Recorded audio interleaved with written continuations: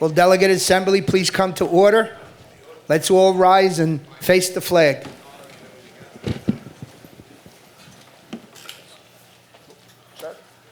Pledge allegiance to the flag of the United States of America and to the republic for which it stands, one nation, under God, indivisible, with liberty and justice for all.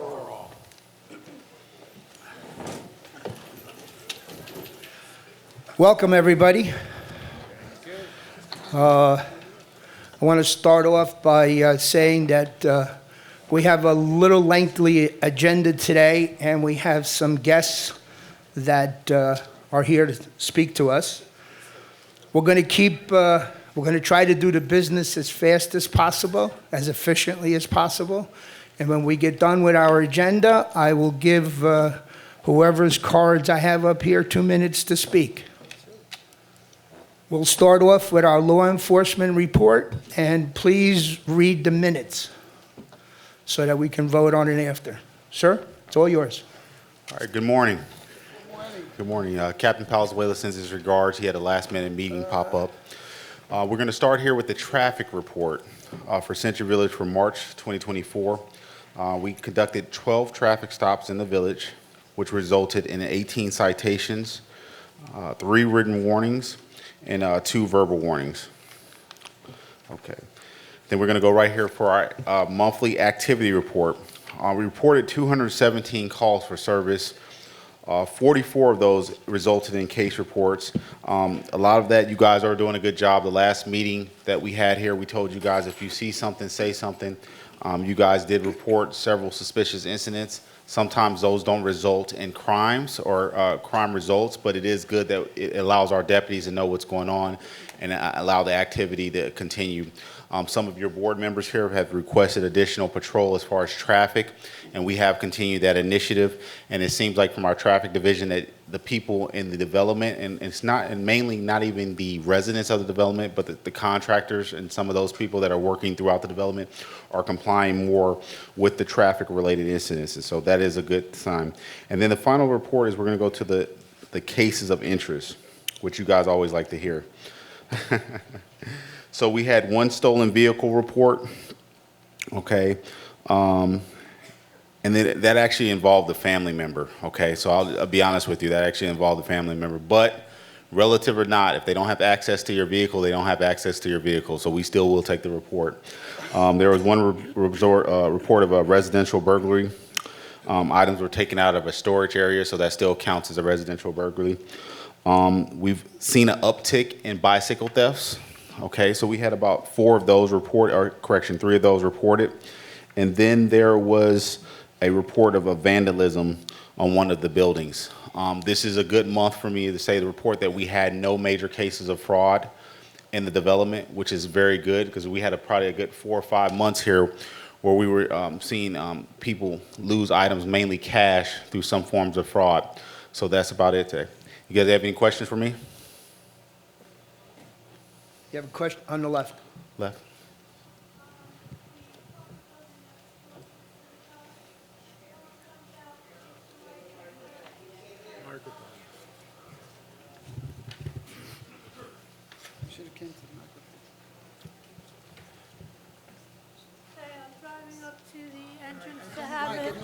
I'm driving Tell us who you, up to, my name tell is us who you are Deborah- first. Deborah Fulton, Dorchester G. I'm driving on Haverhill. I'm in the left lane getting ready to turn into Century Village. Woman comes out of the apartment building, not the synagogue, the building next to it, pulls all the way over to the left, cuts me off, and actually makes a U-turn while the lights are still red. And no one's there to stop them. No one's there to tell them not to do it. It's illegal. They should have got a ticket. And there's no one there watching it. And it's very dangerous. Niels is going to speak on that. Niels? So the police can't be everywhere all the time. So it is going to happen. You know, there's no fixing stupid. So the one thing that we're going to do, engineering is going to build a raised median starting in June. And that would prevent people from illegally crossing the median because it would mess up their car. So hopefully that will help. But again, the cops can't be everywhere all the time, so there's always going to be stupid people doing stupid things. Thank you, Council? Niels. With the situation at the Haverhill entrance, I can tell you that we are working on that. Greg Weiss, DOT, and several other people, we have a proposed plan, right, Donald? Yeah. Okay. Donald will tell us that in his CAM report. Any other question for law enforcement? Bruce Stutzman, Wellington A. Someone in law enforcement created a very safe situation.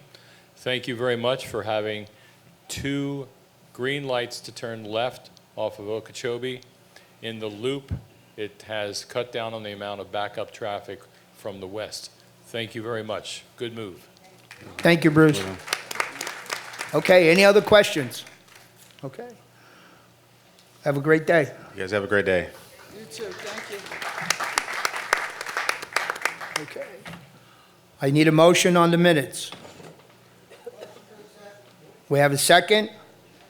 Second by Sandy Levine. Are there any corrections to the minutes as presented? Seeing none, the minutes are accepted as presented. Okay. I don't normally like to speak first, but I will. We have some changes coming about. Most of them are in your package. The first one, we're letting you know several months in advance, the permanent call-in list will be narrowed on July 1st to 6 people. The top 6 people on your list will remain.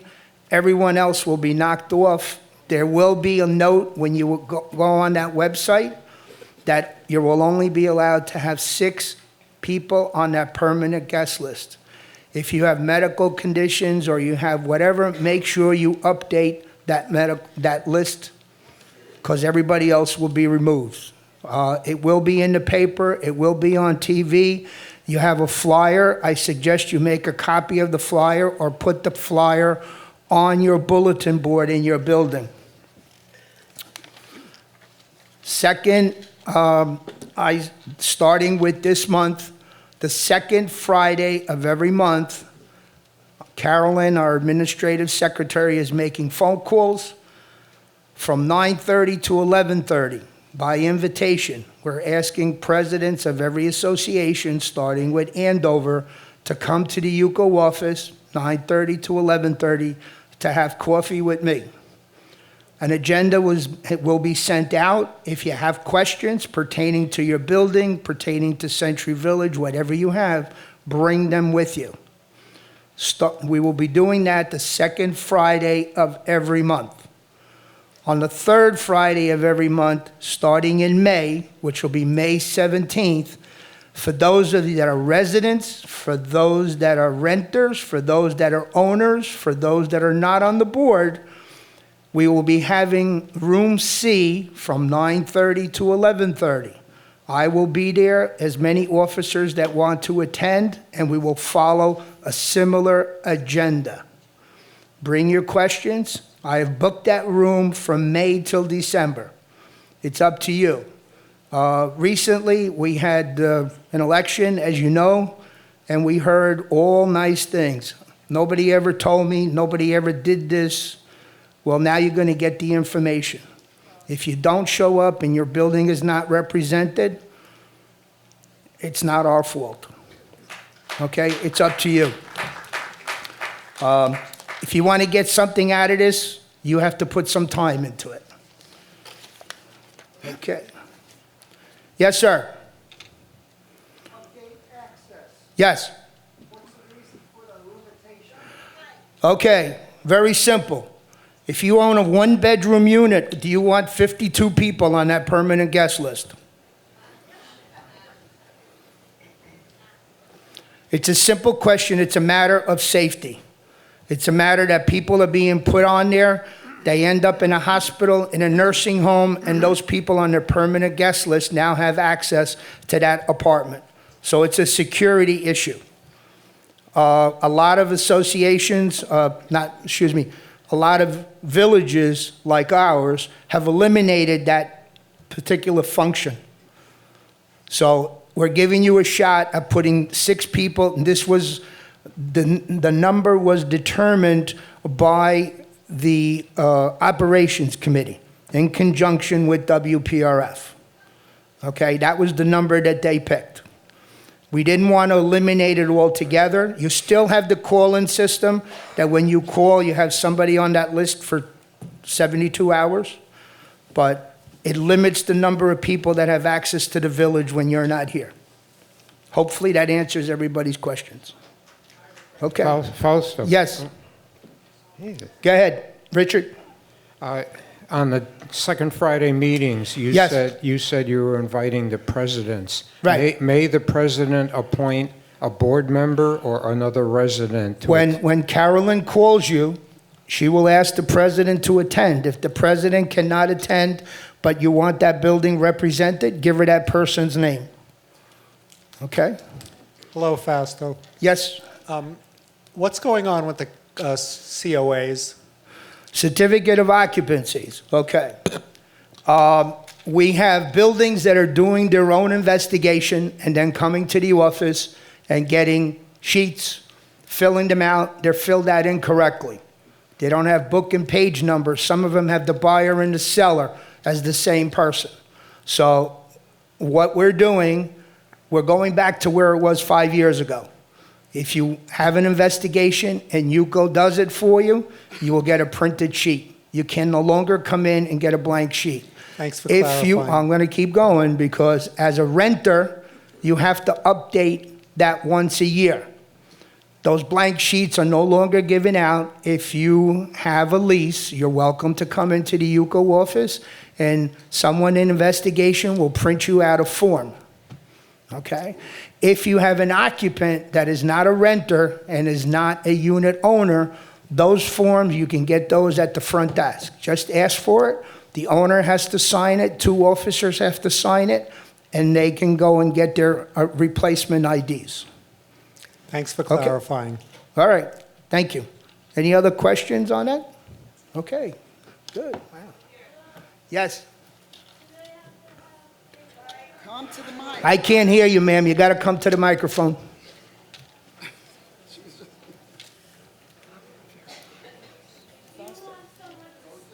Come to the microphone. If you want to have someone stay in your unit, non-owner, live there, do you have to have a background check on them? Yes, that's up to the association. Only up to the association, right? Yes. Thank you. Okay. All right. Do we have, at this point, it's going to be a simple, there's a 1-year unexpired term as I moved up from vice president to president. Jerry Satowski's name was brought up to the officers. They approved that position. It was brought up to the executive board. They approved it. So today, I need the delegates to vote that are here. It'll be a simple up and down vote for Jerry to assume the position of vice president for my unexpired term.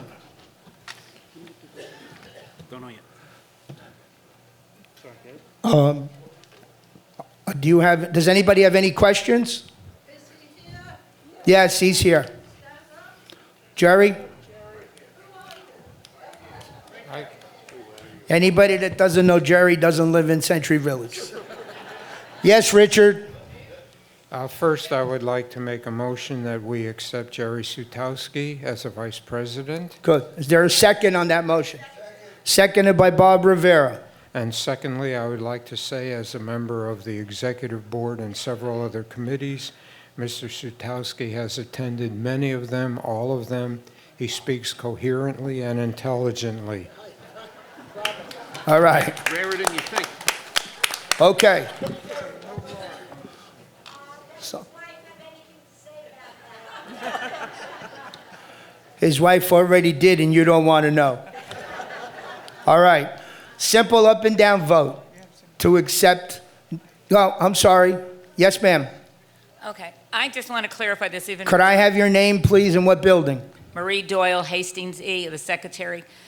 I'm really not clear on this, all right? That's why I'm being redundant here. So I have an owner who calls me and says that they want to renew the lease. Right. Okay, so the owner calls me, says he wants to renew the lease. What do I tell him? He has to go to and we use Seacrest, okay, who does our investigation. Contact your property manager. They'll tell you what you need to do. The property manager, Yes, ma'am. which is Seacrest. Seacrest, that's what all right, thank you. Okay. All right. So show of hand to put Jerry Sadowski as the vice president. Oh, wow. Wow, it's close. Close call. Thank you. Raise your, very good. Anybody opposed? Jerry, come on up. You're one opposed. Uh-oh. Congratulations, Jerry. Take your spot up on the table.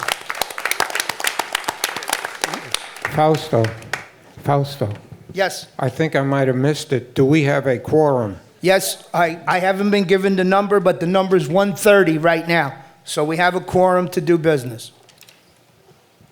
Jerry, we saved you a seat at the end. I'll take the end seat, Jerry. Jerry, take my seat. Your seat. Okay. That's good. Everybody wants to give you a seat, Jerry. Yeah. But you only get one. All right. All right. Congratulations, Jerry. Thank you very much. I'm honored and humbled. Thank you so much. Okay. We'll go with the officers' reports. We'll start with Stuart Richland.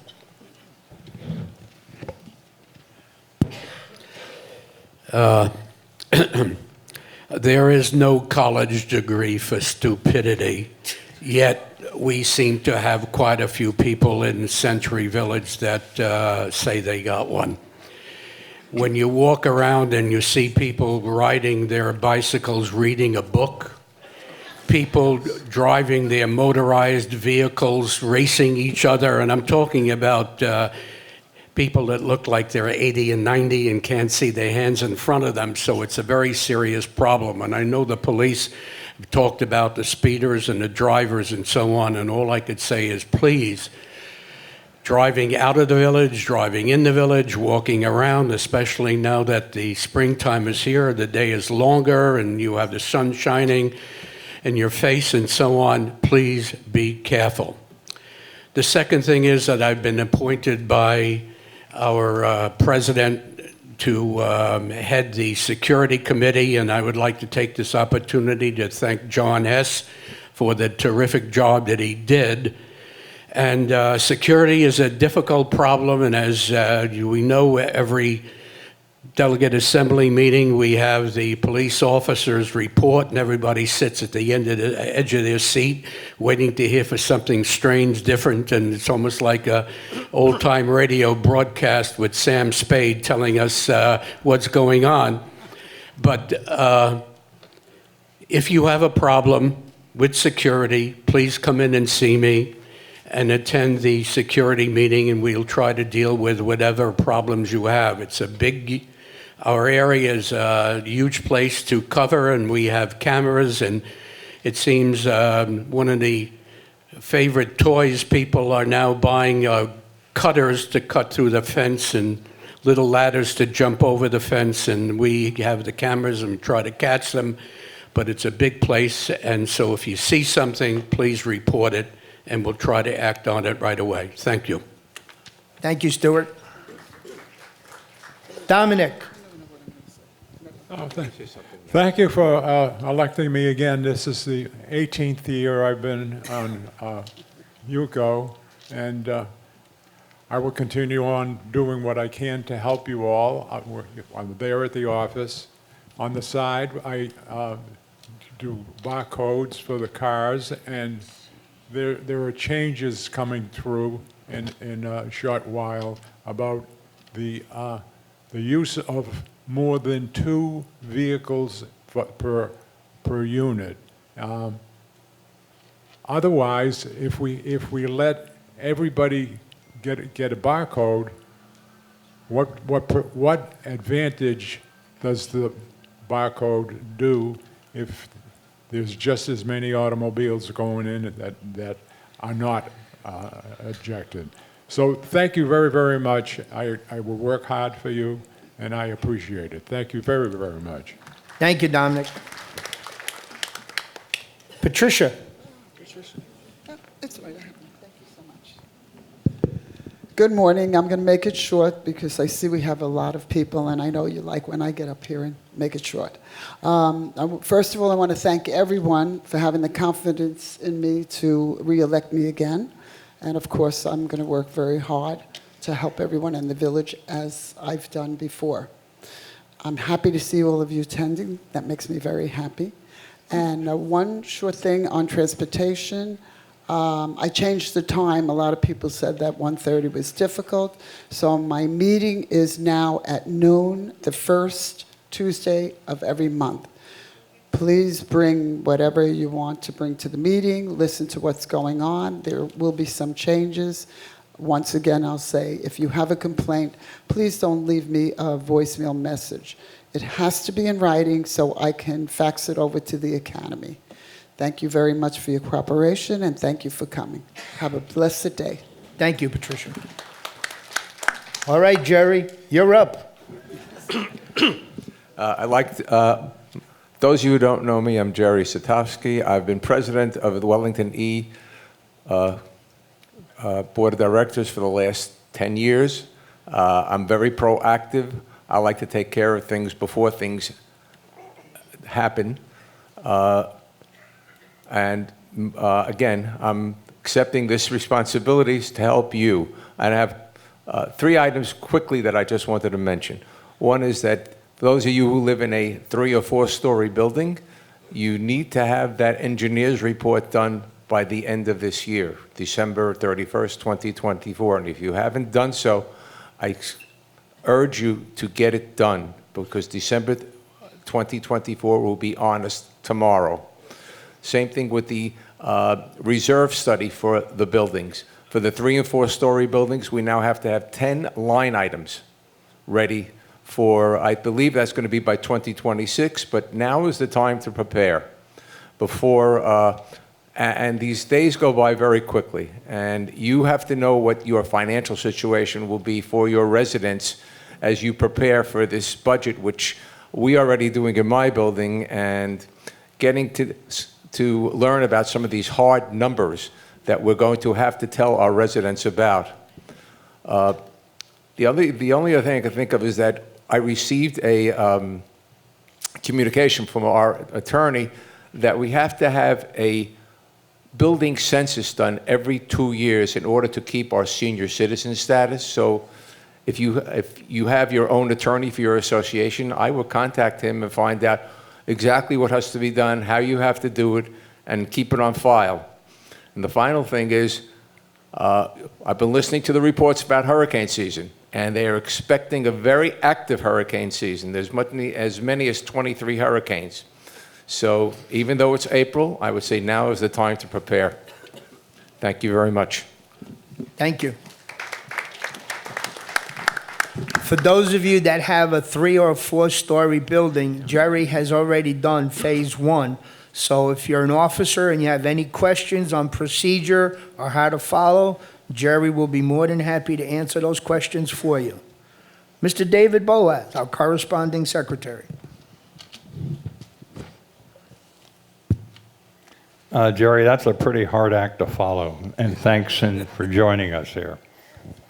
I'll be somewhat brief, but not as brief as I usually am. Last month, we had a very large turnout for the election of officers and executive board members. The success of this election started way before the actual election day. The following is a list of volunteers that made this election a success. I'll start with the nominations committee. They're the ones who put the word out on the election. They also are the ones that get the news to the reporter. And also they are in charge of administering the nominations from the floor. The 4 people involved in this committee was Bobby Levin, Ruth Dries, Diane Andelman, and Deanna LaRosa. Next, let's go to the Elections Committee. They are the ones who make the arrangements for the personnel to tabulate the voting. They also make the arrangements with WPRF for room reservations and setup. They also included the system for voting as well as preparing the ballots. These 2 guys are John Gregg and Ken Groff. Finally, I turn to my always smiling and courteous sign-in committee. They worked through a very busy election day, and this committee consisted of Maureen DeBeguer, Flora Simpson, Eve Black, Bobby Levin, Christine Perry, Susan Meskel, Debbie Smith. I thank them all. They deserve a round of your applause. Thank you.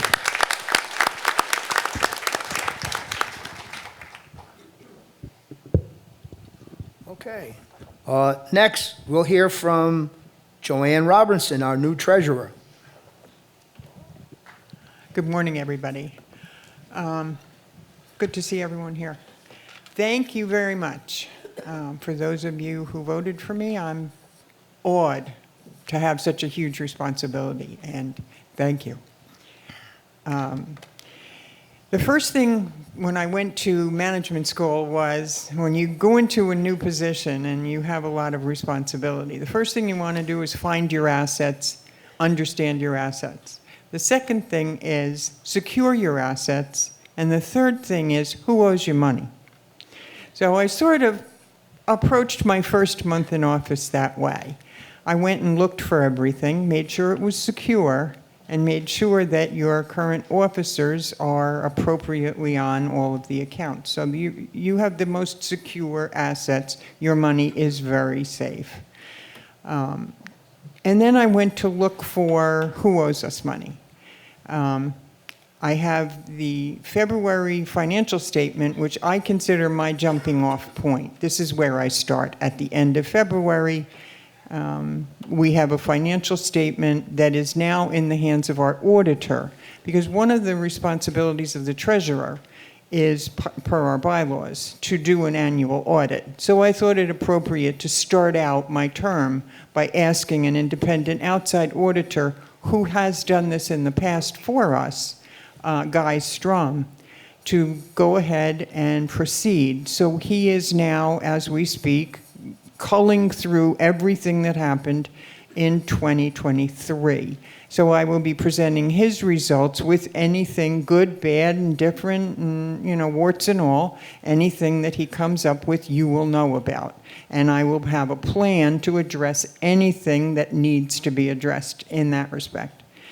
The next thing I did was go about talking to people who might want to be involved in the Finance Committee. So we've done that, and we've put a committee together, and the officers have approved. Unlike other committees, the Finance Committee must be accepted by the officers. So we've done that, and the committee is now starting to form and get going. The next thing that we're going to do is 2 things for the rest of the year that you can watch me for. We're going to have a cash management plan. This is why I was elected, I'm sure. We have not had a cash management plan for 4 years.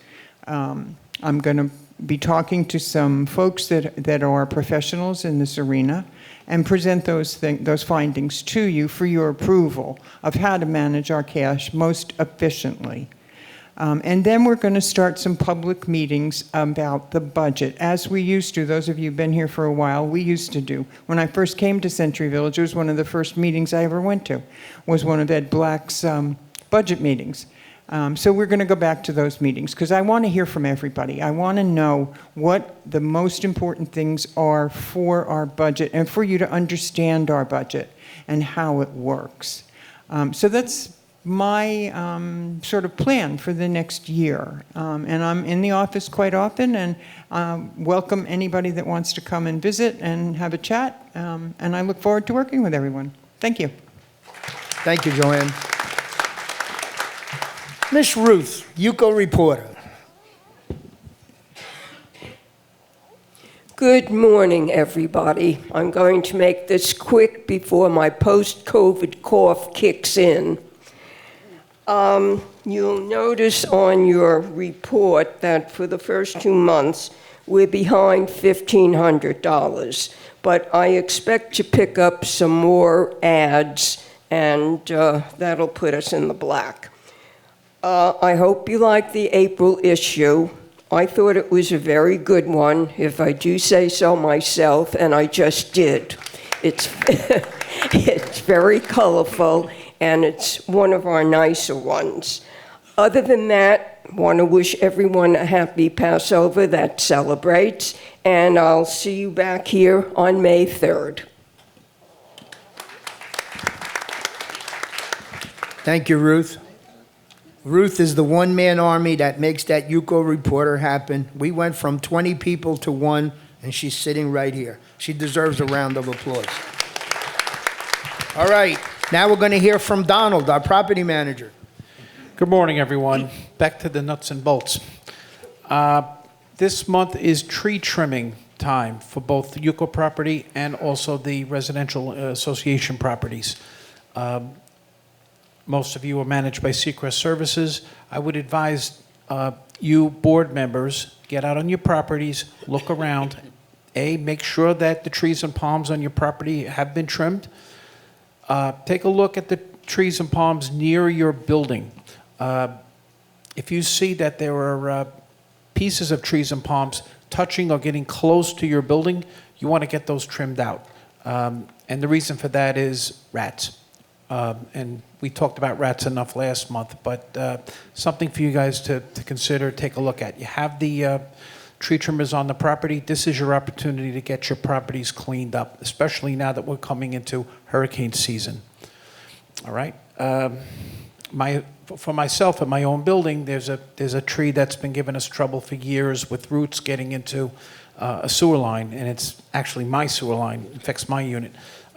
We just got a proposal. I'll bring it to the board. We're going to get that tree removed, and there are some requirements that we're going to have to meet, basically to replace the tree. Okay, next, Century Boulevard, Haverhill Road, the east entrance. As you all know, that there's been some issues with traffic congestion and some fender benders at that area. You have a lot of traffic, especially this time of year, back and forth on Haverhill Road, people exiting and entering Century Village, same for the synagogue.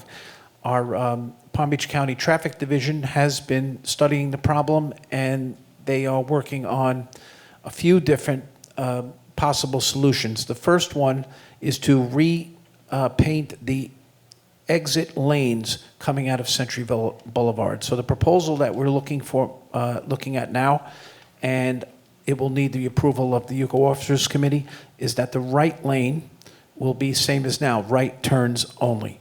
The left exit lane will be a shared left turn or straight across to the synagogue. It's just a different arrow is essentially what it is. Will this resolve the problem? I really don't know. But we have to trust the engineers to try different things to see if we could alleviate some of the issues there. I think the biggest thing we could do here is just be careful. Drive slowly. We're in full occupancy. Just take a look around before you. And we're all in a rush to get someplace, but let's all just drive carefully, especially at that exit. Next, as usual, we go to garbage. In 2019, Commissioner Weiss appointed me to the Citizens Advisory Committee of the Solid Waste Authority. This week, I was voted vice chair of that committee. I've been serving for about 5 years, so I'm moving up in the world. This volunteer activity essentially dovetails nicely into what I spend about 35% of my time doing, which is chasing down your garbage piles. So that works out pretty good. So real quick on garbage. You have people doing renovations in the apartments. That is construction and demolition waste. That is not picked up for free by Waste Pro. That requires a special pickup at additional cost, which should be borne by the responsible unit owner, either through the association to invoicing or directly by calling Waste Pro, they could also take the junk off the property themselves in their own truck. That's something that needs to be kept an eye on. Another thing is whole unit cleanouts. Each building or each dumpster area can have no more than 3 large pieces or a total of 2 cubic yards of loose bulk trash on Fridays. Just for measurement, 2 cubic yards is about the size of our regular green dumpsters, which we have many. So if you see a whole unit getting put out to the curb, you need to get on top of that unit owner and make arrangements for that. Sometimes Waste Pro will make an accommodation and pick that stuff up, but sometimes they won't. So that's something to look at. Last thing is carpets. The Waste Pro will pick up broadloom carpets and padding, but the pieces must be cut to 4-foot squares, rolled and tied. That's what two men can pick up safely. One more thing is big pieces of glass. Those need to go into the dumpster, bust it up with a stick, and close the dumpster. They won't pick up big pieces of mirror glass or usually mirror glass for safety reasons. Couple other things.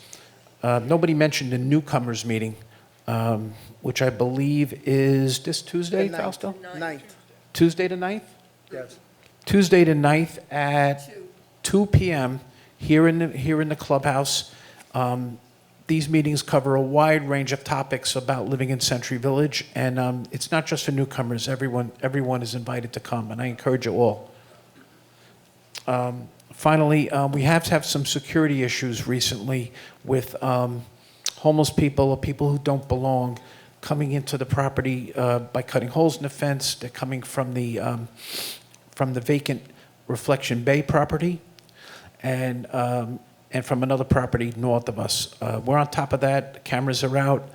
If you see somebody, and especially if you live adjacent to one of these vacant properties like Reflection Bay, see somebody that doesn't belong, first call is 911, suspicious person. But we want to know as well, and the pictures are very helpful. So just want to let you know that we are aware of some of those issues, and we work with the adjacent property owners to get that cleaned up. And that's all I got for this month, and that's enough. If you guys have any questions or work for me, I'm happy to answer. Hi, Bobby, come on up.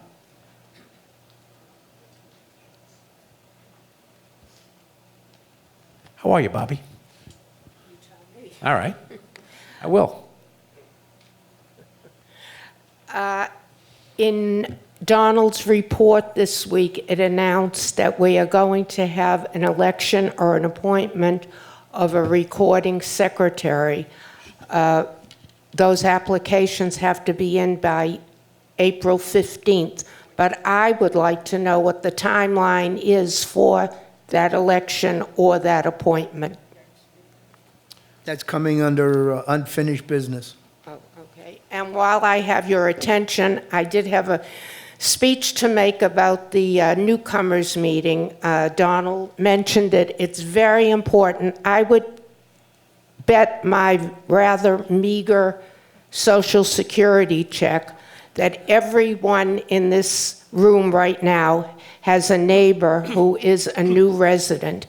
Please bring that new resident to the meeting on Tuesday. We all have to know what's going on in the village and the rules and regulations that we have to follow.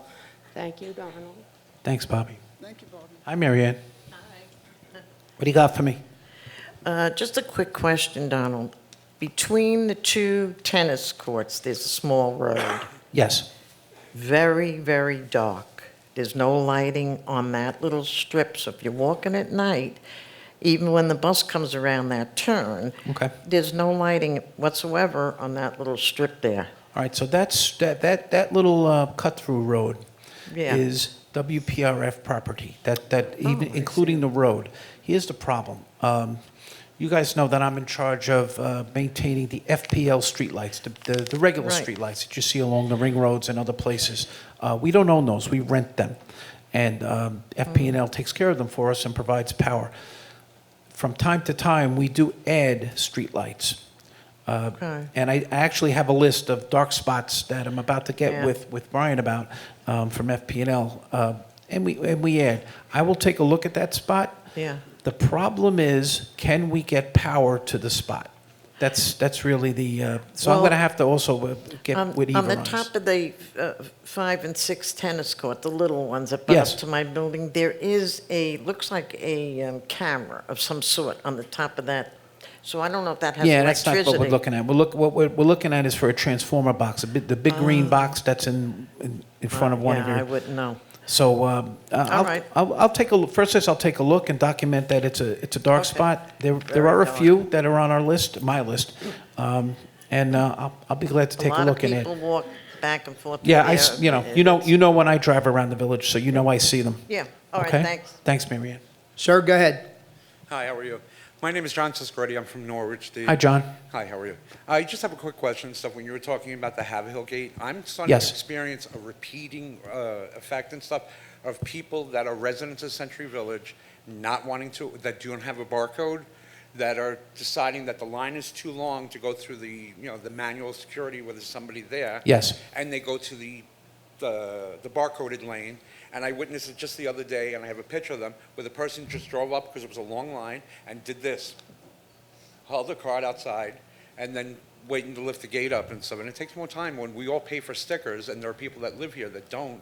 I agree with you, John. it's And backing there is a procedure for that, and that procedure is sometimes these guards have to make a decision based on how many people are waiting to get through.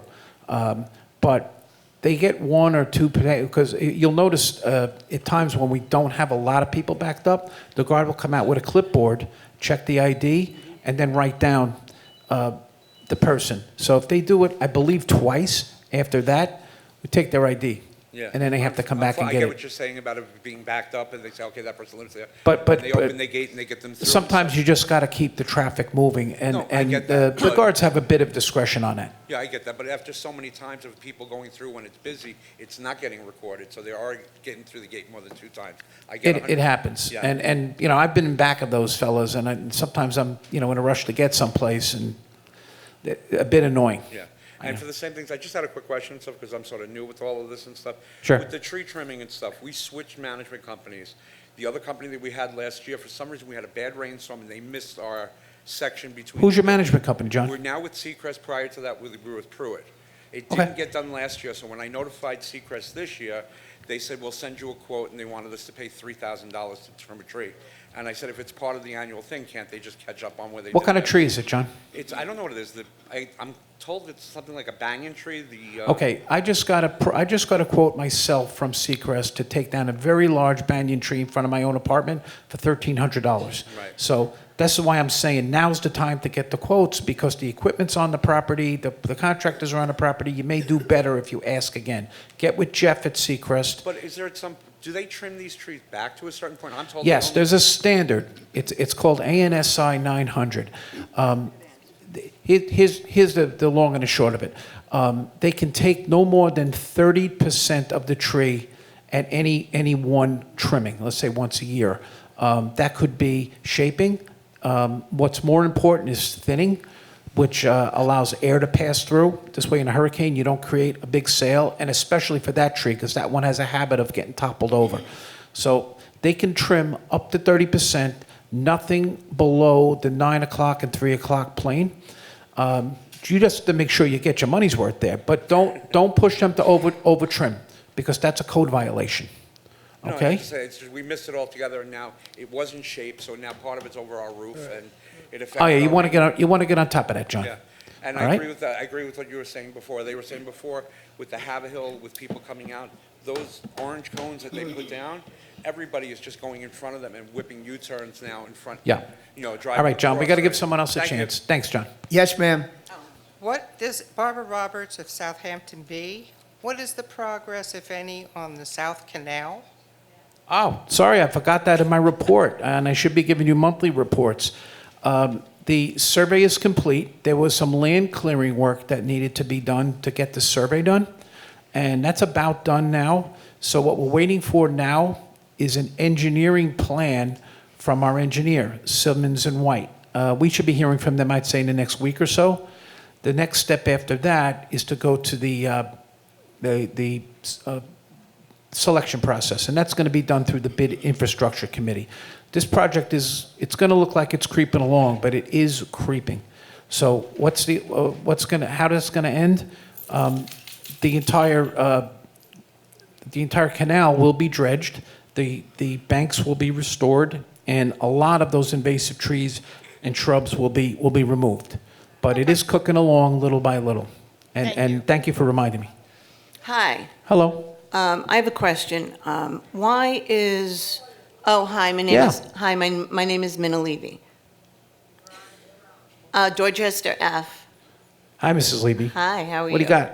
Okay. So my question is why is one condominium different from the other for the annual budget number for the Waste Pro service? So, for example, one condominium has a higher number on their annual service dollar amount versus another building is lower. Is there a reason for that? Sure. There's lots of reasons. Okay. Each one of the 309 associations has different things going on. One is how much service does, let me finish.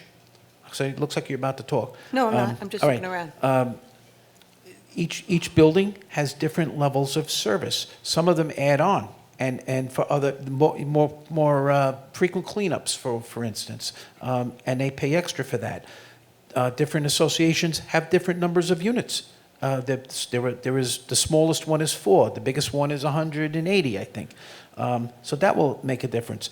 Does the association share in a private pool? That will have a bearing. It's basically what your association negotiates with their management company is going to be reflected in that budget, right? How hard do you want to fund your reserves? How quickly? How many reserve lines do you have? There's so many things. Basically each association is a different terrarium, so you can't really compare. It sounds like you saw someone else's budget from another Just building. in discussion. Yeah. So you know. That's pretty much questions. it. We just wanted to challenge that because Sure. we didn't know who was involved. Some of the feedback was it depends on if you made that deal with a broker versus, and we don't know who's making the deals. So we wanted to clarify that. Yeah. You know what I mean? Because we don't know. That's something that it sounds like. Are you a board member? Yes. Ah, okay. So get with your manager and Yeah. Okay. Typically the manager helps you formulate your budget every year. So if you have questions, and are you a Seacrest managed building? Yes. Perfect. Get with Shauna. At least once a year, you should be having a meeting with your accountant. It used to be Andy. Once a year, my board would go and talk to Andy. We'd visit him. Gotcha. So that's it. Okay, and then I just have one other question. In the future, I know that license plate recognition. In the future, I know that license plate recognition is very useful for communities like this. It sure is. For a virtual guard system, and it helps things move past, you go past quicker. And they don't have barcodes no more, so it eliminates the barcode, and the camera actually with the virtual guard gets the license plate recognition, and so it's just the newest thing That upcoming in technology security. is already being integrated into our system. Oh, fantastic! Yep. Good. All right. Thanks for You're welcome. sharing. Bye. Yes, sir. Donald, Hi. where is the new owners meeting?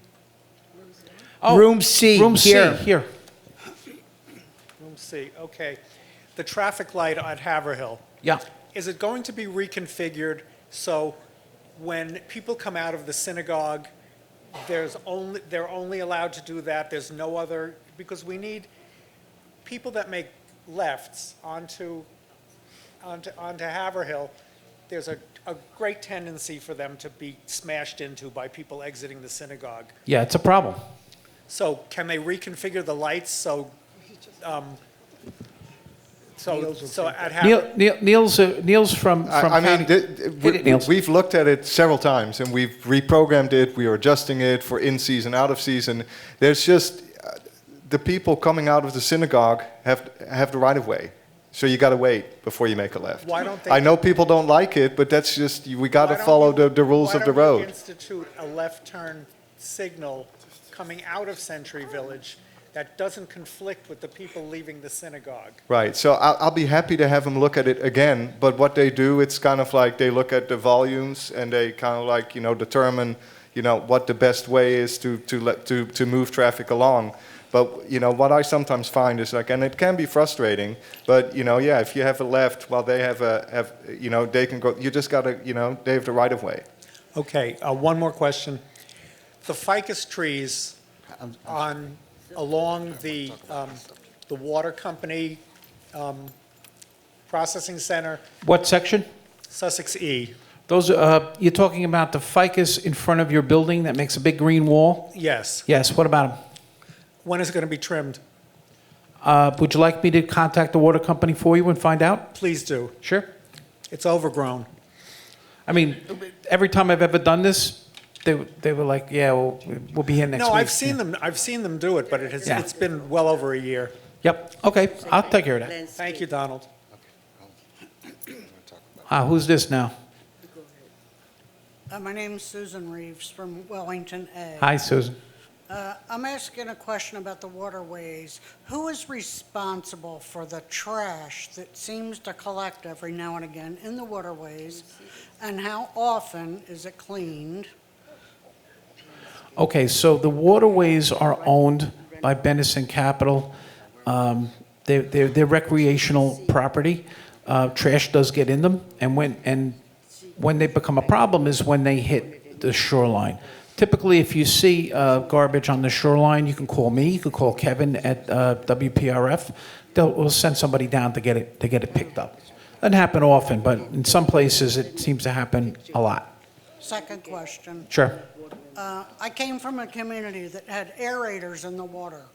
Why is it seem, at least a lot of the waterways I have been around, don't have the aerators? Who was responsible to request? We do have aerators. They've been running for over 10 years, and they've improved the quality of our water astronomically. Now, So the aerators we do have aerators. Well, Wellington Federation doesn't seem to have an aerator in their many bodies of water that are in that area. So maybe there's need for an additional one? That would be something you'd want to get with Eva Richeski, who manages the water maintenance contractor. Thank you. I'm not aware of any plans to put in more aerators. Thank you. You're welcome. Hi, Bob. Hi, I want to, Neil, as far as the exiting from the synagogue, all right, you said they have the right of way. It should be the left turn first, then the people going straight. That's the way it's always, that's the way it's everywhere else. All right, so my suggestion is to have the left turn go first, and then the people going straight. Simple solution. Thanks, Bob. Anything else for Donald? Oh, I'm sorry, Niels. Did you want to respond? Hi, darling. I mean, this is what I hear a lot, right? I mean, and everyone is an engineer when it comes to these things. I mean, again, like the engineers are looking at it. Every time you guys email or call me, I get with the engineering team and they look at the lights and they, tweak it. Here's something that Greg has been pushing hard for, and hopefully that we'll have this in the future, and I think that will really solve it, is adaptive signal technology, right?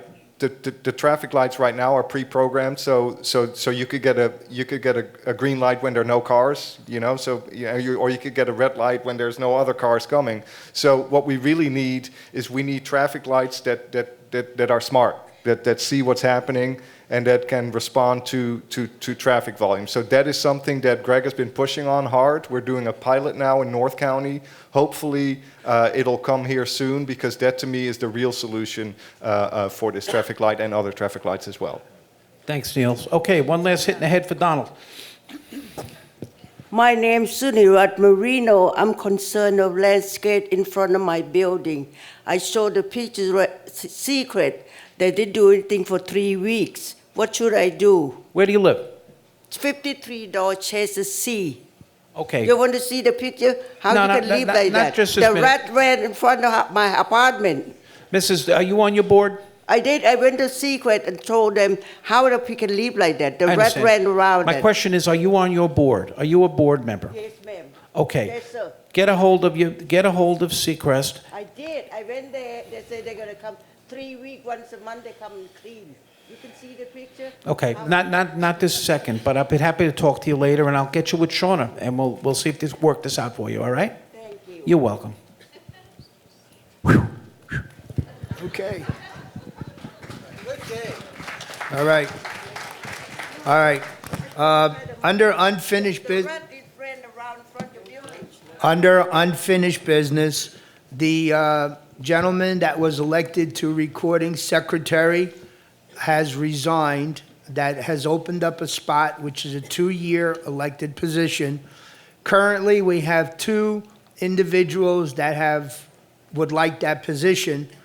As Bobby nicely stated a little while ago, if you decide that you would like to donate a few hours a month of community service, which I know you all do, put your name in the hat. Closing date is April the 14th.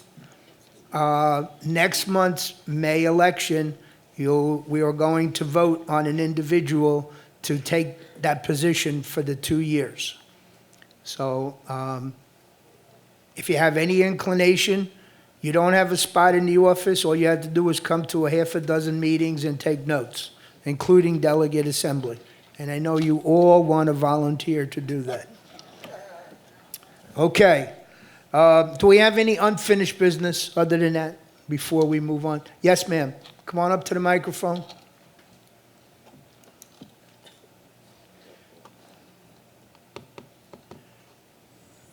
I don't know, Marie Richardson from Windsor F. I don't know if it's unfinished business, but you mentioned the aging form that has to call your lawyer to get the form. 10 years ago when I came here, we used to do the survey and the form ourselves. I came to your office and I asked you if you had a form on file, and you told me you don't do that no more and to call my lawyer. Well, I didn't do it. I just figured you didn't need it anymore. But you just mentioned that we should have that survey done to keep your funding. But I don't want to call a lawyer. Contact your management company. They should be able to help you. If they can't, then you're going to have to get a lawyer. Why would you need a lawyer for a survey form? Everybody has to call the lawyer to do the survey? We used to do it 10 years ago. I could show you. Okay. And he charges for emails. I mean, I don't want to call a lawyer to do something that I'm supposed to do. Contact your management, work with them first. Just let me answer that also. We use, and this is not an advertisement for anybody, I use Mark Friedman. And an issue came up in my building, and he said it's best to have a census form every 2 years that proves that you have 55 over in your building. He prepared the form for us because it's supposed to be prepared a certain way to meet the legal standards in case the county or the state comes down. We give it to everybody in the building. It's returned to one of the board members. I have it on file. I used to do that, sir. I just told you that. 10 years ago, I did it for 2 years in a row. I was on the board. We did our own form. Now we have to call a lawyer. I don't want to have to pay money to get a form. He charges even for email, and I do have Mark Freeman too. Okay. Yeah. All So- right. Here. All right. Well, we're giving you what we think you should do, but Donald would be more than happy to fill you in. If you don't want to pay for a lawyer, you might as well talk to the guy who keeps the toilet bowls running in Century Village. Pardon? Listen, If I don't want to pay for a lawyer, there is not, the guy who keeps the toilet bowls running of Century Village. That's a close second. Anyway, listen, here's the deal. And my wife, and you could talk to her, she's up there. We just finished ours in our building. I kind of forgot about it, and we called a lawyer, and he gave us instructions, which didn't really cost us a lot. Typically, the secretary of the association is responsible for maintaining the records of the association. Now, in the past, up until about 10 years ago, there was an actual state form. And you had to fill that out every year. You had to show proof of who lived in each building, each unit, and you had to file it with Tallahassee. The current governor eliminated that requirement. So all that you need to do as an association director is to, every 2 years, conduct a census. There is no form. What Mark Friedman gave us was a set of instructions. My wife went to each unit and asked who's living in the building and copy of ID. Now, some of those IDs we have on file because they were investigated, so they're in our file cabinet, right? So that's something you very likely can do just with the records you have on hand in your association. And if not, you knock on a few doors. Once you have that census, it's just a sheet of paper with who lives where and how old they are. You put that in your records. That's it. And the reason you want to do this is if there is some kind of legal action against the association, the first thing you're going to do is come to UCO Insurance. They're going to assign an attorney to defend you, and the first thing that lawyer is going to ask is, "Let me see your census." It happened to someone's nodding their head. It happened in a building Let me interrupt recently. you. I don't have a problem doing the form. I used to do it.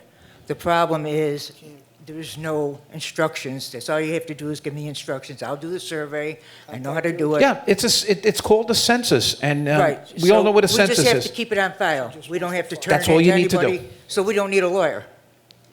I consulted with my attorney, and because I don't, I'm not one. So that's up to you. It's a business decision of your association. I recommend you do. That's it. Thank you. Okay. We did unfinished business. I know we have a gentleman here from Florida Power and Light that is going to enlighten us. Brian.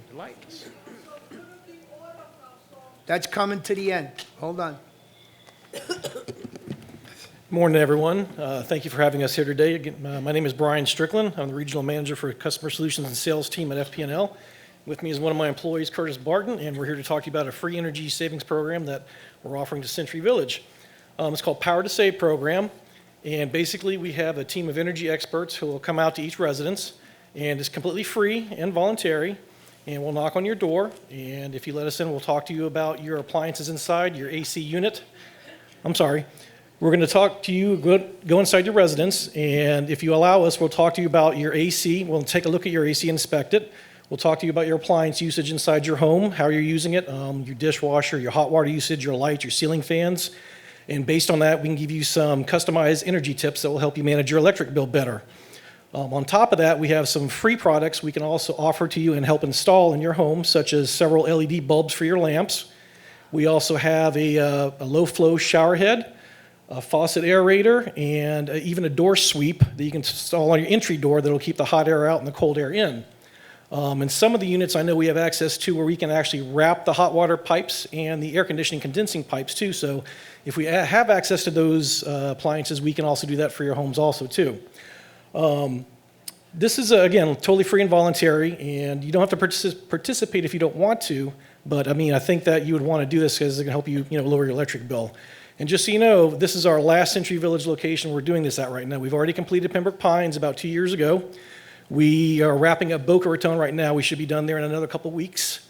And there's another team that's working on the Deerfield Beach location right now that started about 6 months ago. So we've had positive feedback at all these locations. It's been a big benefit for the residents there. They've been very happy with the outcome. So again, I think it's a worthy program to consider. The employees that come out here, they're going to be in FPL uniforms, they're going to be in FPL marked vehicles, and they're going to have their badges, so you know they're all legitimate. And if for some reason you're still unsure about them, you can always call our office and we can confirm that they're going to be out there. But we're looking to start this project in probably about 2 to 3 weeks. It's a very long-term project because this community is huge. Boca Raton took us approximately about 1.5 years, close to 2 years. So we figured this one's going to probably take us about 1.5 to 2 years also. So the way it's going to work, we're going to start at a certain location, probably like Camden, I'll say. We'll do all the buildings in that location there first.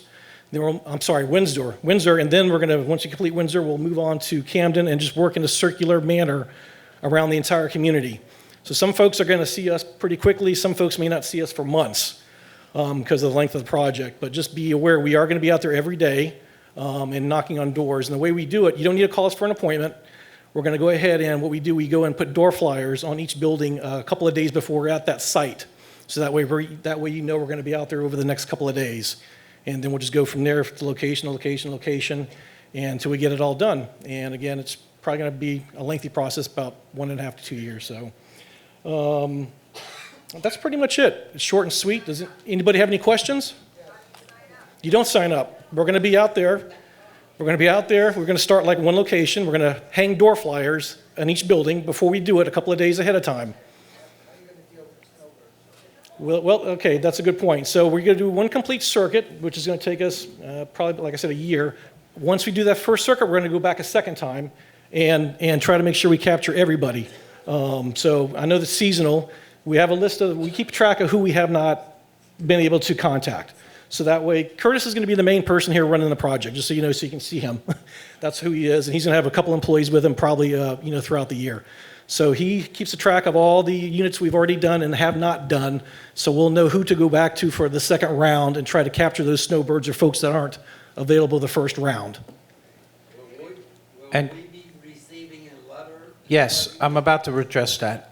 As this project takes off and moves forward, you'll be seeing it on all community media. It'll get to you via email. It'll be in the newspaper where they're at any particular time. And there'll be door hangers on your door. All right? Also, the flyer that was distributed today will also be in my report, and you'll see it on Sunday night, Monday morning. Okay? Any other questions? Okay, thank you for your time. Thank you for having us. Look forward to working with you all. Thank you. Olga, you wanted to bring something to the floor. Good of the order. No. So she said for the good of the order. Good of the order.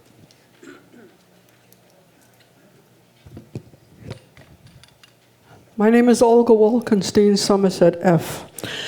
It has come to my attention that a dot is now required on your ID in order to use the exercise room in Hastings.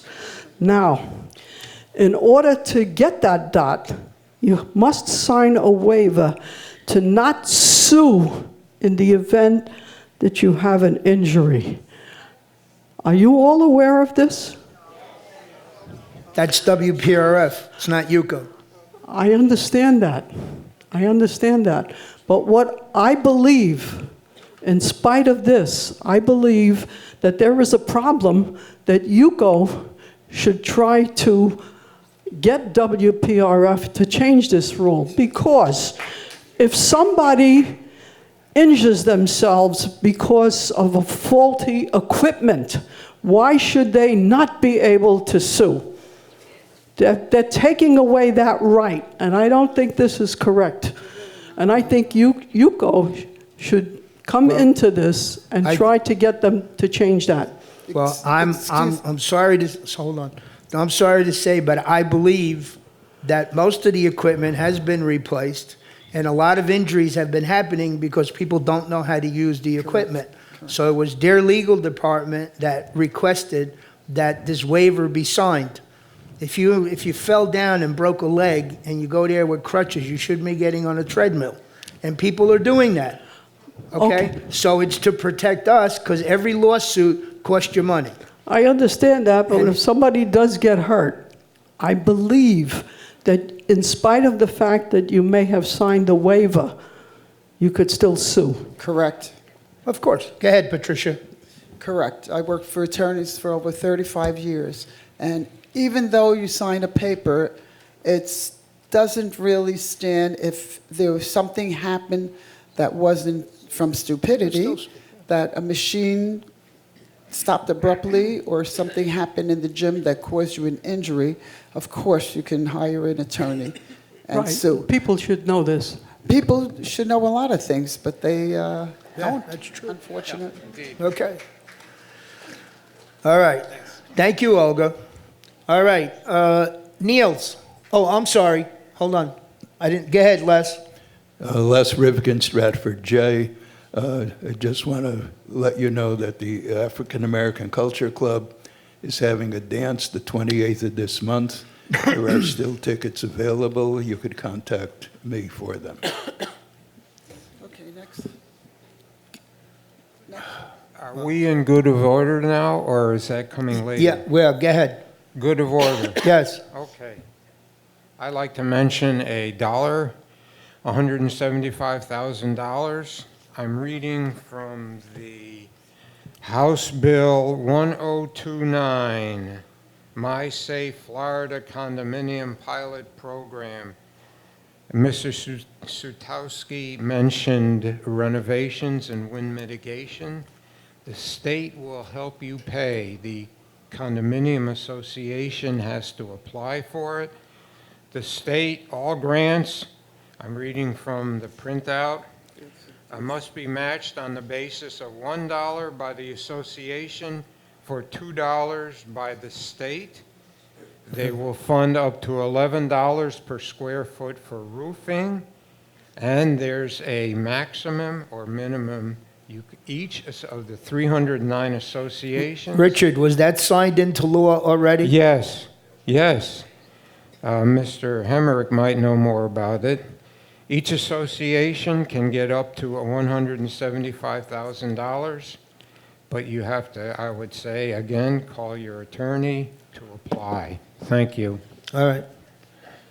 Yes, Flo. Hi, Flo Simpson, Chatham U. Can't hear you, Flo. I'm sorry. Flo Simpson, Chatham U. I just want to know, do you have anything on new pharmacy coming to Central Village after Walgreens? We understand that the owners is talking to other pharmacies to come in. Oh, okay. That's all we know. I just got some information this morning. Sandy told me that the Walgreens on Military is willing to deliver to Century Village. Oh, okay. And for us, that dot that's on our thing, even the strength and balance class and the chair robot and the water robot, we all had to sign those papers for the dot to be put on there. So it wasn't just the gym. Okay. All right. Niels, I'm sorry. Go ahead. Thank you, Fausto. I don't have a message. Greg is out. He has a meeting, so he couldn't be here, but he wanted me to be here, just here to listen and take your questions if you have them now, or if you have individual questions, I'll stick around and you can find me. And I know that Derek has something to say next. Thank you. Okay, Derek, you're up. Derek is from Brian Mass' office. Good morning. Brother Jerry had talked about being proactive. It's proactive. As you know, our office is extremely proactive, so what I would like to suggest, and Jerry, this is your idea and Yuko's idea with reference to preparing for hurricanes. What I'm hearing is you would like for me to reach out to NOAA, National Oceanic Atmospheric Administration, and also to FEMA, so to prepare Century Village for the number of storms that are coming. Is that what I heard? That would be great. What I said was, if you read the current predictions, as late as recent as yesterday. I guess you missed my point. I was trying to be helpful and Yeah. be proactive. Yes, So is yes. that what I heard from Yes. you? That Yes. you would like your congressman's office to Yes. reach out to NOAA and FEMA and have a presentation for Century Village? Either Yes, have for them sure, come, either for have sure. them come here, or we could do it via Zoom so that this wonderful community is prepared for the hurricanes. Is that what I heard? Yes. Thank you so much. Yes. The second issue with reference, excuse me, the second issue, I've lost a lot of weight. I got back to swimming, which has always been my first love, and my clothes are like falling off of me, excuse me. The second thing that I heard, the issue with reference to homelessness, I am planning to get with Niels because I read an article in today's newspaper that Commissioner Sachs had addressed the homelessness issue. I know it's a state-local issue, but I'm working through the Congressman's office with builders in Fort Pierce who are trying to work with various different communities so to create housing neighborhoods for the homeless, which are respectful. I will follow up with Niels. The third thing that I heard with reference to trash in the waterways, Donald, don't run away. If you want to get those photos to me, I will work with my colleague in Washington, D.C. to make sure that the companies who are responsible for cleaning up the waterways are cleaning them up. That's it. Thank you, and God bless you. Thank you, Derek. On my list. I have a question for him. Okay, yes, ma'am.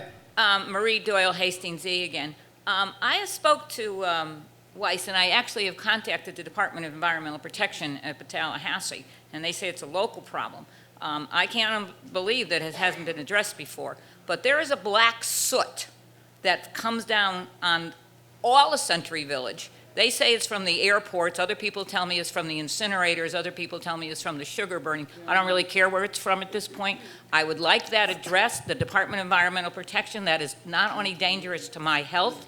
I can't open my windows because when I open my windows, the black is always on my floor every time you put your feet on it. And I've talked to other residents here who have just said the same thing. And Weiss told me this is Florida. Well, I'm sorry that this is Florida, and I'm from Connecticut, but, you know, clean air is supposed to be something that this country should be concerned about. Thank you. Well, I'm in public service for one reason. That one reason is to help my fellow Americans each and every day. So, with that, do you have a pen? I will give you my cell phone number. You can call me. We can talk about it. And I will work with whoever I have to work with to include my colleague Niels to help you out. Do you have a pen? I have one, but I don't have a piece of paper in front of Do me. you have your phone? Yes, but it's back at Do you my have seat. your hand? You can write I'm my not phone writing number on in my your hand. hand. I am Well, not writing here's on my my hand. number. I can see you afterwards if that's okay. I have a meeting with That's Fausto. okay. Yes, that's fine. Thank you. Thank you, Derek. I'd like to ask Mr. Mass representative, I'd like to remind you that over 2 years ago, I wrote to you about and asked why we could not get a mailbox replaced at the Haverhill Gate. The last communication I got from your office over a year and a half ago was, I will investigate it, it takes time. I'd like to know The answer to that question is there will not be a mailbox due to thefts that have increased with reference to the National Park Service. There will not be a mailbox here, unfortunately. And in fact, the United States Postal Service is removing blue mailboxes across the country due to safety. Sorry. That's the answer. Okay. It's interesting that we can have one at the Okeechobee Gate. Well, that was brought, Bobby, I did bring this up 2 months ago, and I was told that the postmaster will not replace that box. And we found that 3-4 years ago when Herbie was alive. You know, he was involved with the post office, and he got the same answer. So, okay. To include, ma'am, my great-grandfather was the first postmaster in St. Johns County, and St. Johns County was established in 1821. So I take your question seriously, but that's the honest-to-God's truth. Thank you. Okay. Thank you, Jim. Your number. My cell phone number is 202-313-8117. If I don't answer, leave a message or I will text you. Thank you. Okay. All right. Amy from Ann Gannon's office is going to save us a lot of money today.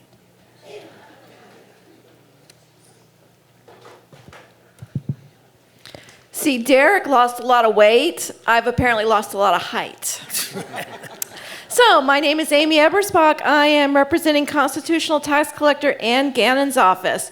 I want to share with you today, we have hot off the presses, very exciting, our 2022-23 report to our citizens, fiscal report, basically an overview of our office, and I want to share some interesting facts with you. And I know you're thinking, what? Interesting facts at the tax collector's office? There are. So, for that fiscal year, we collected over more than $5 billion in property tax dollars. How many of you have called our office and you've sat on hold forever and were like, gosh, why am I on hold for so long? Well, over the course of the year, we answered more than 237 telephone calls that are coming into our office from 8:15 in the morning till 5 p.m. to our client care and research department. We've also answered 45,000 emails. We sent out, talking about mail, 2 million pieces of mail. The number one is motor vehicle. In our service centers, we have had made over 600,000 reservations to come in. Out of those reservations that came in, we processed over 700,000 transactions. Online, we have completed over 986,000 transactions. So a lot of people are now moving to online. And we've also collected more than $84 million in tourist development dollars. So we've got a lot going on. If you would like more information, because I didn't share everything with you, you can request a copy of the report at pbctax.com.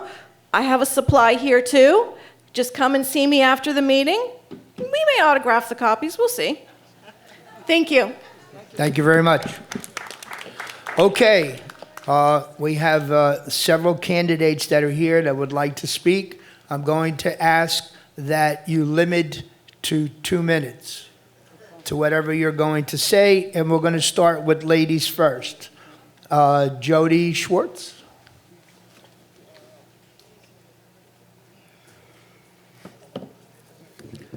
Hello, everyone. Thank you very much for having me. I really appreciate it. It's a wonderful community. So again, my name is Jody Schwartz, and I'm running to be the Republican Palm Beach County State Committee woman. So what that means is that I will be representing the Republicans of Palm Beach County down at Tallahassee in the Republican Party of Florida, the RPOF. So if you're a registered Republican, you have the opportunity to vote for me on August 20th, and I hope to earn your vote. So to be a little bit more specific about myself, very quickly, is that over the last few years, I was a political activist working on different campaigns behind the scenes, helping other candidates follow their dreams. And now I've decided to turn that activism into representing you and the voters and making sure that everybody has the support that they need. So again, I'll be very, very quick. I'd love to meet each of you, have coffee, talk with you, earn your vote. So please give me a call. I have cards, and you can check out my website at jodyschwartzusa.com. And I look forward to meeting you and working with you. Thank you. Thank you. Lourdes Casanova.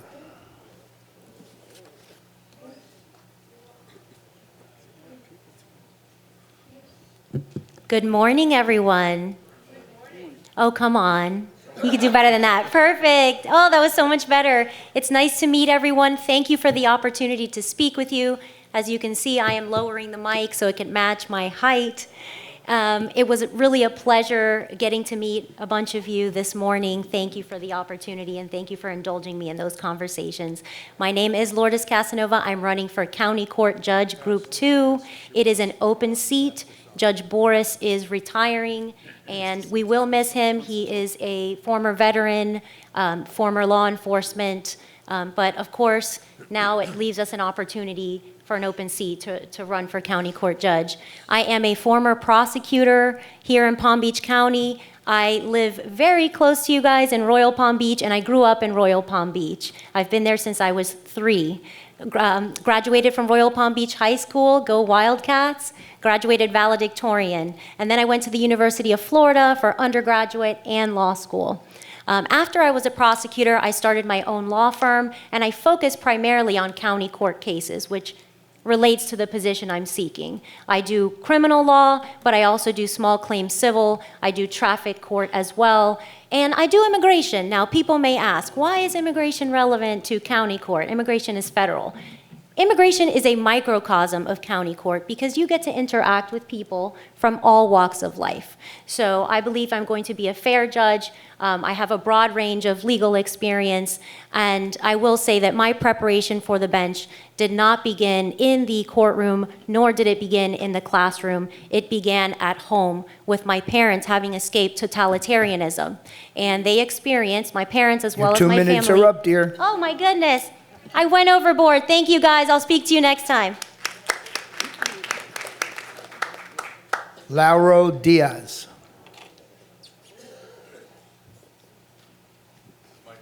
Sure. Good morning, everyone. My name is Laurel Diaz. I'm running for Sheriff of Palm Beach County. Thank you for this awesome opportunity. I handed to you, most of you coming in, my bio card, so I won't take the precious 2 minutes to talk about my qualification. You will see there that I'm more than qualified to be the Sheriff of Palm Beach County. So I'm going to leave you with one strong message. Enough of the politics, enough of playing games. Crime keeps going up in Palm Beach County. That's a fact. We're not addressing it, we're not being honest, and we're not being transparent. The budget is out of control. We're not being honest, we're not being transparent. As your sheriff, I will make sure that we have a forensic audit done of the budget. It will be published out on the newspaper so you can hold us accountable as your sheriff as to how we're spending your money. Number one. Number two, we're going to fight crime. We're going to fight crime by putting more men and women in uniform on the streets, actually where they need to be working cases. For too long now, you guys have been waiting on the side of the road for 20, 30, 45 minutes, sometimes even an hour for an officer to respond to take a traffic accident report. We're not addressing the true needs. At the end of the day, what men and women want when they're in trouble and they dial 911 is to have an officer there immediately. And that's what we need to focus back on. We need to enforce law. I'm a law and order type officer. I have almost 40 years of experience in law enforcement, almost 30 years right here at the Palm Beach County Sheriff's Office, all the education that is required to hold this office. And I appreciate you. God bless you, and God bless the United States of America. Thank you. Michael Gallagher. Hopefully I did not mispronounce your name. That's fine. 50 years in law enforcement, I was called a lot of things, so mistake my name is okay. 5 decades of experience. I go back to Century Village when they were building it. Mr. Levy hired off-duty policemen to provide security here. I made a lot of friends here at Century Village. In fact, they used to argue where I was going to have dinner that night with them, but many friends. My wife and I also owned a unit here for one of our relatives, and we had a wonderful experience. Let me tell you about my experience. I have a master's degree in social work. I'm a cop, but I'm a hard-nosed cop. I have multiple awards for crime fighting. I have multiple awards for crime prevention. I have multiple awards for my civic duties and my responsibilities, including all kinds of organizations that help. It helps in mental health. I'm an advocate for the mental health community. I help people get into treatment. I help build the behavioral services unit at the sheriff's office. You know, let's get people the help they need so it's not a revolving door back into our system. And I've done that over and over again over the years. Across the street off Okeechobee Road, you had crime was out of control. I was called by Mr. McDonald, a community activist there. Within a very short time, we had cleaned that entire neighborhood up, and that's what we did, neighborhood after neighborhood. Community policing is the answer. I brought it to the sheriff's office back in the late 80s, early 90s. We went into 27 neighborhoods in this county, developed after-school programs, got rid of the drug dealers, gave them positive role models. That's what I believe in, folks. I'm a crime fighter. I'm proven. I'm a fiscal conservative. Everything I have is paid for, unlike an opponent of mine who is like $1 million in debt by his own financial statement. So, folks, I'm here. You will see me in Century Village. I think you know my son. He works for the building division. He's been here several times working with you. So, here I am. Vote for me. Thank you. Thomas Whitcup. Thank you. Thank you so much for coming. I'm Thomas Whitcup. I'm running for Florida's 21st District against Congressman Brian Mast. I'm running on values that we once took for granted. I'm running on protecting our reproductive rights and keeping the government out of our personal business. I'm running on our free and fair elections and making sure that we have a peaceful transition of power and that our Our transition to power is uneventful like it has been since the beginning of our democracy. And I'm running on helping Congress function again. It's historically dysfunctional right now. And what we need to do is we need politicians that will vote for problem solving rather than parties. So we'll vote for politicians that protect agencies like the EPA to protect us from special interests like Big Sugar. So I want you all to remember to vote WITCOP. Vote WITCOP for women, WITCOP for waterways, and WITCOP for a working democracy. Thank you so much. Thank you. Before we move on, I want to say, Lawrence, fine job. Our security here does a terrific job. He needs a round of applause.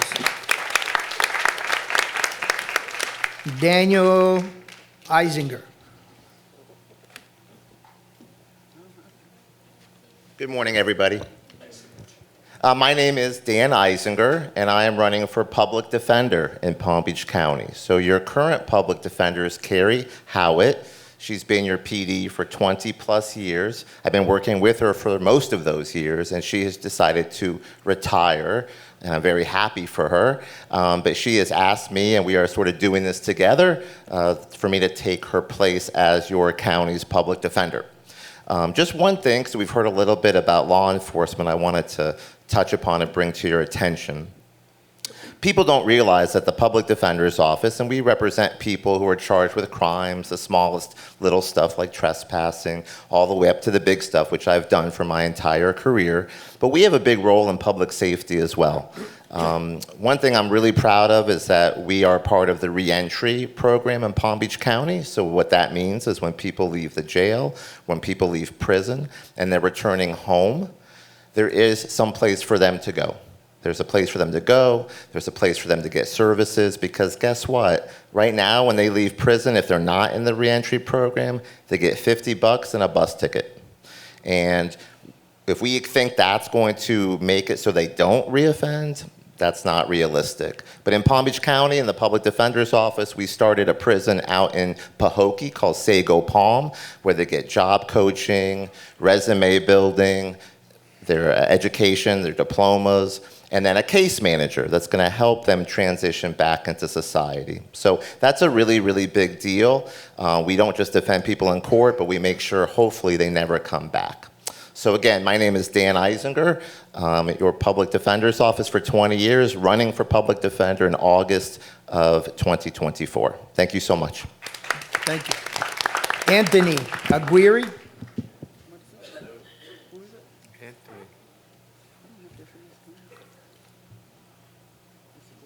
Thanks for sticking around to the final credits. My name's Anthony Aguirre, and I'm running for State House District 94.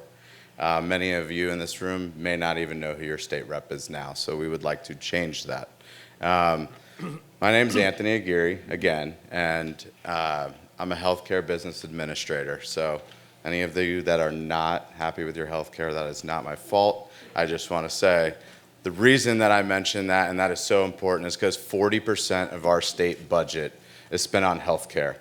Nobody in the state house is a healthcare provider. So they're making these decisions on a fat budget, and the money is being wasted. You guys are going through the healthcare system, you're dealing with it, you know it's dysfunctional, and you know it's beyond fragmented. I'm going up there to help in this cause. I'm also running here on a platform of safety, security, and cost of living rise. Safety has been mentioned by both sheriff candidates. It's real. Immigration's real, whatever channel you watch, whatever you want to believe. 3 illegal immigrants sexually assaulted a woman in Lake Worth. That is about as close as you could get to here. That's a real headline. We need to deal with it strong. We need to give the resources, allocate the resources necessary to the police department and the first responders so that these things can be addressed and we can live in a safe community. This is a vulnerable population here. The elderly are always preyed on by, it doesn't matter if it's an illegal immigrant or a scammer. So it's one of the most important things that we can do, and obviously everybody between me and you is affected by cost of living rise. Our delegation failed us the last session. They did not do enough to stop the rise in the costs of what we're doing living here. Insurance is out of control. the budget's out of control. And what we not need to do is... Time's up, sir. Absolutely. Anthony Aguirre, State Representative. Thank you. Christian Acosta.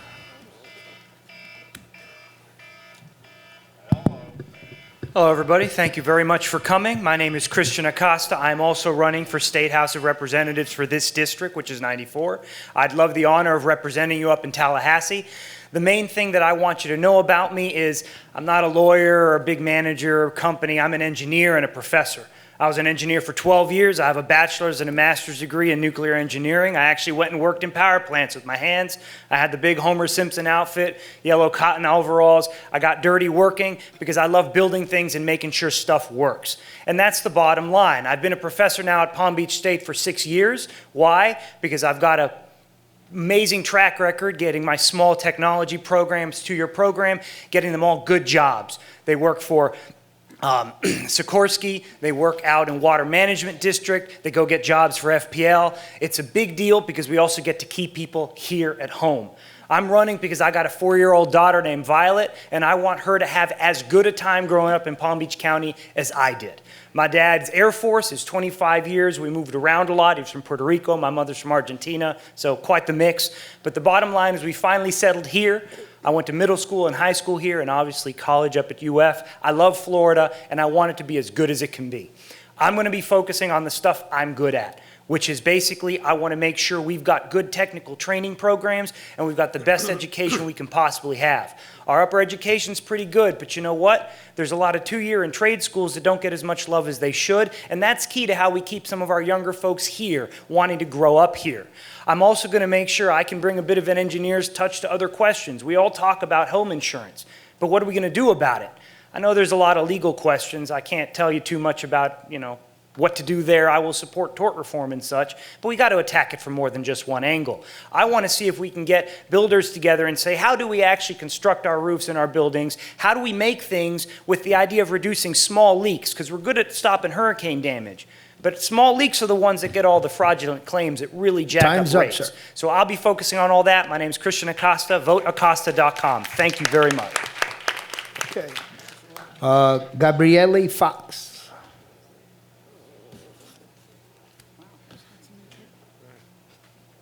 Good morning, everyone. Thank you for being here. Thank you for this opportunity to speak. My name is Gabrielle Fox. I am also running for state representative, District 94, right here in Century Village. One of the main things for especially those on a fixed income or the elderly is that the cost of living has gotten out of control in this state. Between the insurance, which is an obvious issue, I am a small business owner and an entrepreneur. So I know that in order to reduce costs in an industry like insurance, we need to increase competition, which means reducing the red tape and the barrier to entry for insurance companies to come to Florida. As somebody that perhaps lives on a fixed income, you know that the property taxes have increased exponentially in Palm Beach County.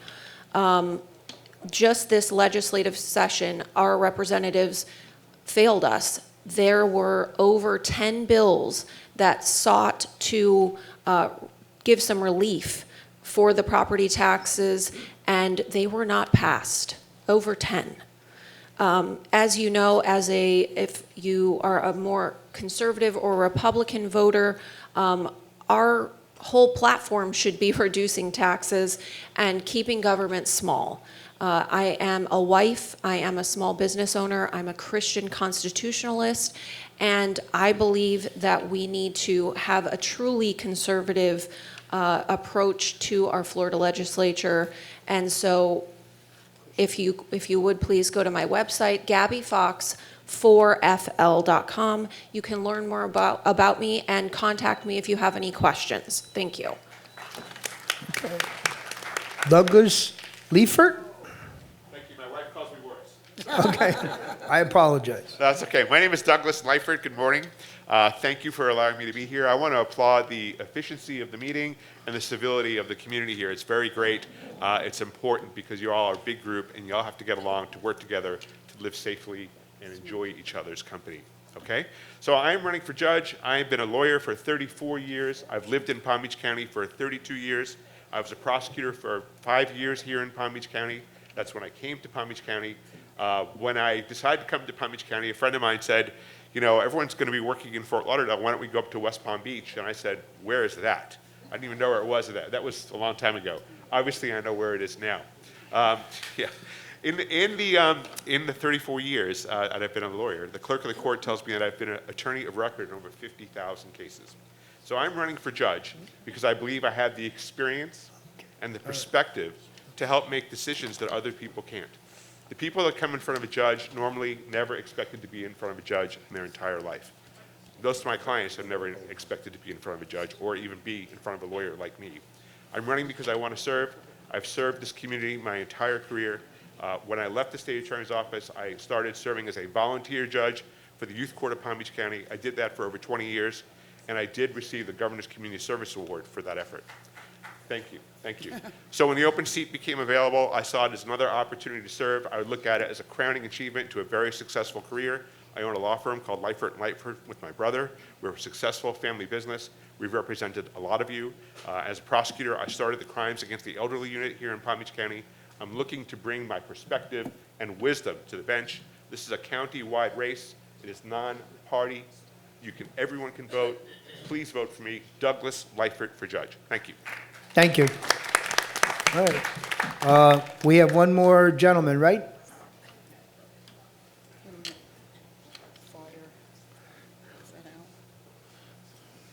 So my name's Andrew Watt. I am with the Clerk of the Courts. I am not running for anything. So I'm here. One thing we have going on next week for anybody who has a ticket, anything going on where you may have a little bit of extra fees. If you go online, we have a program called Operation Greenlight. During that time, we will waive any fees that you have, so it is just strictly your ticket. So you got a parking ticket, you forgot to pay it, you got an extra $20 on it, we knock that off for all next week. So if you go online, mypalmbeachclerk.com, search Project Greenlight, you will be able to pay anything online without those extra fees. I know some attorneys don't like hearing that, but you know. In addition, something we like to promote all the time is our property fraud alert. If you go to our website as well, search in fraud alert, type in your name, your address. Anytime anybody tries to do something to your property, they want to put a lien, they try to file a quick deed, anything, you will get a notice. And then you could say, hey, that's something that I didn't do, contact the sheriff, and then they can go ahead and figure out what's going on and protect you. So other than that, have a happy Passover and see y'all next month. Thank you. Just one quick note from me. Everybody runs for office, especially politicians. They like to show up when they got to run. They get elected and they forget us. Commissioner Weiss and Brian Mast's office are here all the time and they service this community. So if you, I'm sorry? Amy also. I didn't mean to forget you. My apologize. But if you do get elected, come back. We'd love to see you. We'd love to hear from you. And this is a loving community, and we do respect and we do appreciate everything that you do for us. Is there any unfinished business before we close? I'll entertain a motion made by who? By Joyce Reese and seconded by Bob Rivera. Have a wonderful Passover, everybody. Amy, Safe could you trip wait for a home. minute?